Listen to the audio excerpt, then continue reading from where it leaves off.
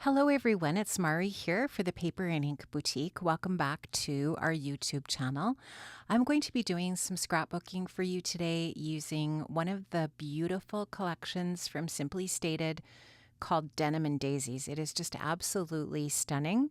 And I combined a bunch of other products from my stash with the Denim and Daisies to create a 12 by 12 layout. So I'm starting off here with a piece of white 12 by 12 cardstock. This happens to be Vicki Boutin Foundations paper. Any kind of heavier white cardstock would work. And I've put a bit of water onto the paper, and now I'm just spritzing it with some Lindy's Stamp Gang Magicals. This one's called Narwhal Navy. If you don't have the spray, you can just use the powder in the same way that I've used the spray here. And I'm just going to spread this around now with a brush so that I don't get any kind of weird shapes forming. And I love that color. I think it's beautiful. And I think it just coordinates so nicely with the Denim and Daisies collection. I'm taking my Ranger heat tool here and I'm just going to start to dry this.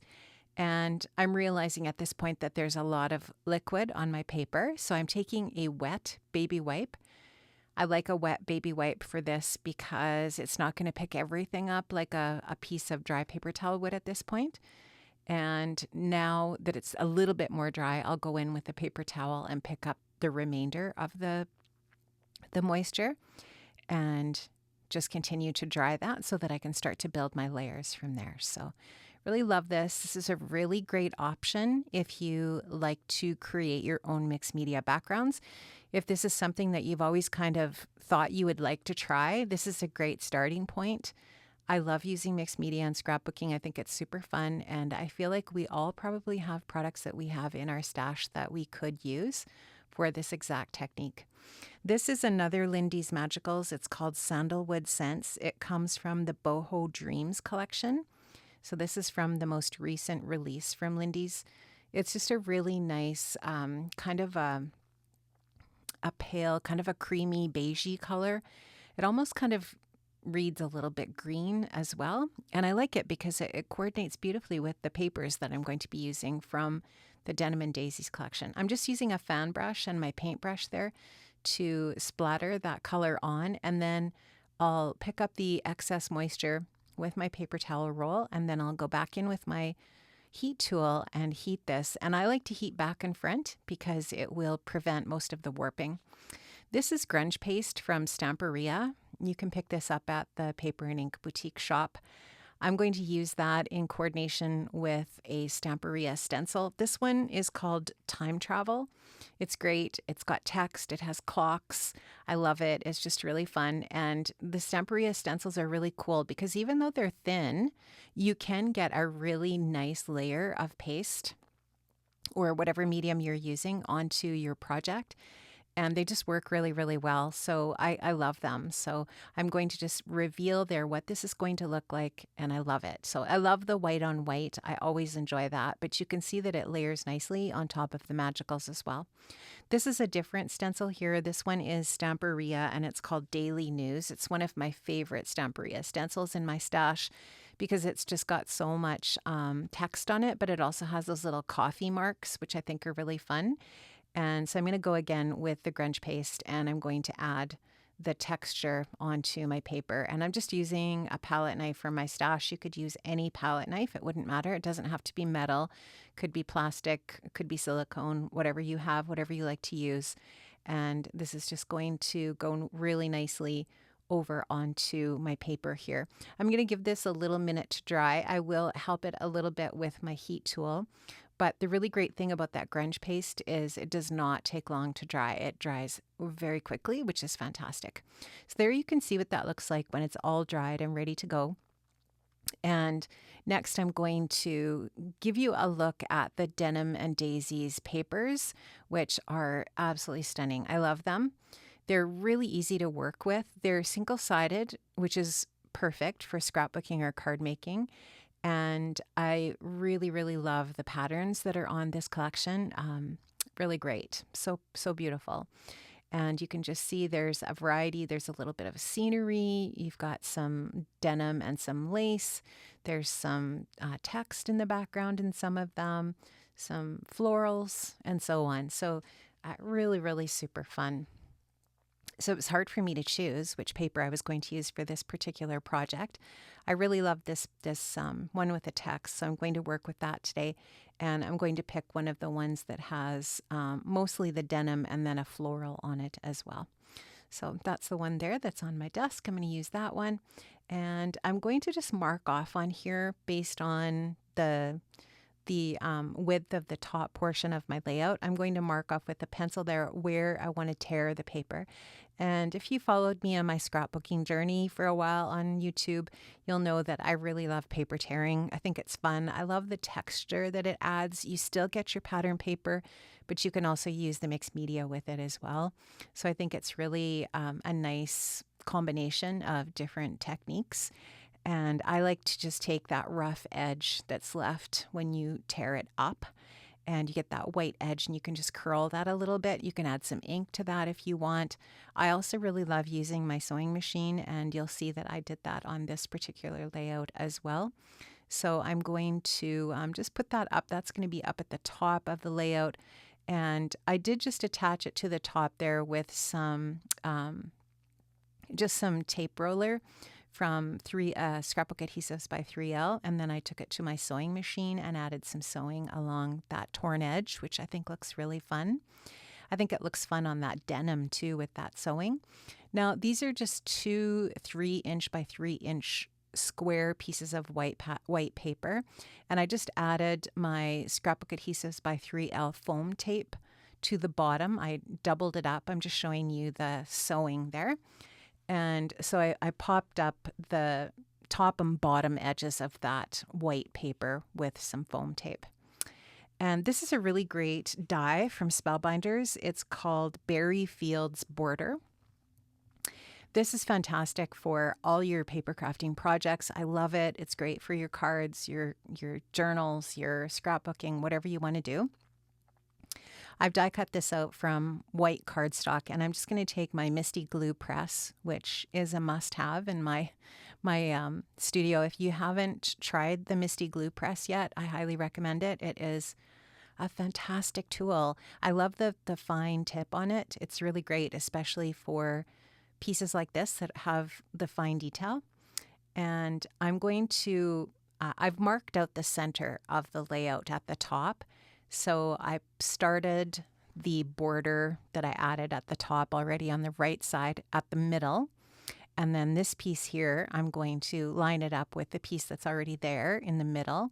And then in that way, I'll have the identical pattern on both sides of the border. And I can just flip that over now and take my scissors and trim that off and have just a really nice balanced border at the top of the project. I love that lacy look that border detail gives. It just adds a little bit of extra. You wouldn't need this at the top of the layout, but I think that it just gives you a look at how you can use your dies that you might have in your stash already, or some products that you might want to add that are really fun for your different projects. This is the Spellbinders Sunflower Serenade die set. I love this die set. It is so fun for all of your different types of projects. I've die cut this out from white cardstock. I added a yellow center and a gold center, and I wanted to make them look like daisies. And I think that I kind of achieved that by doubling them up. So I thought that was kind of fun for this as an additional piece of ephemera. I'm using my tape runner from Scrapbook Adhesives by 3L here just to add the 2 photos. These aren't necessarily the 2 photos that I'm going to use and leave on this project, but they're 2 that I had left over from another project just to show you. My kids had this photo shoot done, and the colors are the same for all of them. And I'm going to go in and print different photos from these 2 for the final layout, and I can just layer them over top, or I can take these ones off. It doesn't matter. That's the great thing about using tape roller or tape runner that's repositionable. But I wanted to show you how you can use that white mat and then print your photo slightly smaller, and you've got just that really nice margin and frame around your photos. And these photos are a perfect color, so I didn't print them in black and white. The colors work perfectly for this collection and the colors that I wanted to use. So now I'm going to go into the ephemera, and I bought all of the ephemera that goes with this collection because it's all beautiful and I'll be able to use it on cards and like in all different types of projects. It's beautiful. If you haven't discovered the Simply Stated ephemera at the shop yet, do it, because check it out, because Julia and Glenn and Brianna have stocked so much of their fantastic ephemera, and there's something there for all different tastes, like whatever it is that you like to do in crafting. They've got something for you there. Simply Stated is just a really, really fun company.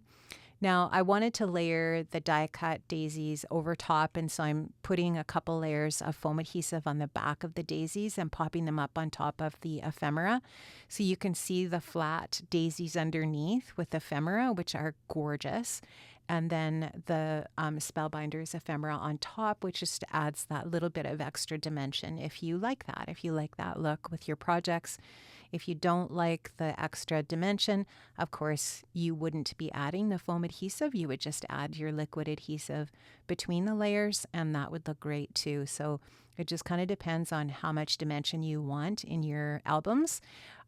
Or if you like to display your layouts in a different way. I actually have a space in my house that I have set up with all of my Dina Wakley supplies. And there's a really nice shelf behind it. And on my shelf, I display my different layouts that I'm sort of like, that are my most recent. And you can frame them, or you can just leave them out of a frame, just like it is. And you can display them in that way. And I love that. I love doing that. My family likes to look at them. I think it's just a really fun way to display your projects. So I'm just getting the ephemera glued down with my liquid adhesive, and then the dimensional adhesive with the other pieces. Now this is a die set from Tim Holtz and Sizzix. This one is called Vault Edges. So this is one of the Vault releases. And I love that die set. One of the things I really love about Tim's die sets is you get an amazing amount of stuff for your buck. So really great bang for your buck. And they die cut beautifully. So the Sizzix dies are just, I think, the best out there. And I love that this set includes an entire alphabet. So this is really great for sentiments for your cards. But if you are a scrapbooker, you can't go wrong with this set because it's really great for all of your titles, whether you're doing a subtitle or the main title, whatever it might be. So I die cut the letters to spell out, these are the days, and I die cut those from one of the Denim cardstocks from the solids pack that coordinates. Now I took that text paper from Denim and Daisies, and I tore a strip that's about 1.5 inches wide, and I wanted this to look like, I wanted to add some detail to the top portion, and I wanted this to look like it's like a torn away, like you're going into the depths kind of thing. So this is kind of meant to look like it's behind the other paper, if you know what I mean. So it's almost like the other paper is torn and this is what's behind. And I think that's a really neat effect. It kind of gives just a really neat sort of appearance to the top portion there. So I just added liquid adhesive onto the back of that and placed it down onto the top half of the layout. I'm going to go in with my Misti liquid adhesive, and I'm going to add that to all of the different letters here. And how I decided the placement of these letters was I took a look at the center of my two photos, and I put most of the words, all of the 3 words of the 4 words on the top. And then the word days on the second line, I'm going to center with the center of the 2 photos. So here you can just see that I'm just placing these wonky. So they're just kind of offset. And the great thing about that is that you don't have to worry about lining them up. And I think that's fun. It doesn't have to be lined up. Your title can be wonky like this and still look good. And I'm going to struggle a little bit because there's paste there that I have to adhere these to. But the really great thing about the glue, the adhesive with your glue press, is it will adhere nicely to that product. You just have to give it a little press. And so here I'm just showing, there's the center of my two photos. So I'm going to start with the A and the Y, the two middle letters, and I'm going to line those up with the center of the two photos. And then I will get the D and the S in place.